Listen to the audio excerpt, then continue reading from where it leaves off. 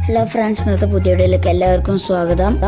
വീട്ടിൽ വിശന്നിരിക്കുമ്പോഴാണ് തൊട്ടടുത്തുള്ള ഒരു കടയിലേക്ക് പോകാൻ വിചാരിച്ചത്. അവിടെ നല്ല മുത്തപ്പക്ക് ഉണ്ടല്ലോ.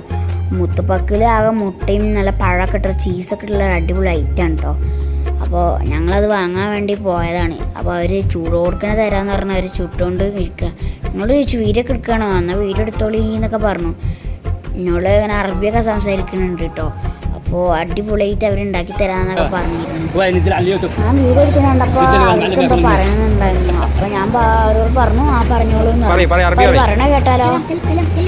هذا مطبق مشهور الخليج، مطبق الموز بالقشطات الجبن الحلو السايل، هنا شاورما عجنات مشويات فلافل سمبوسه.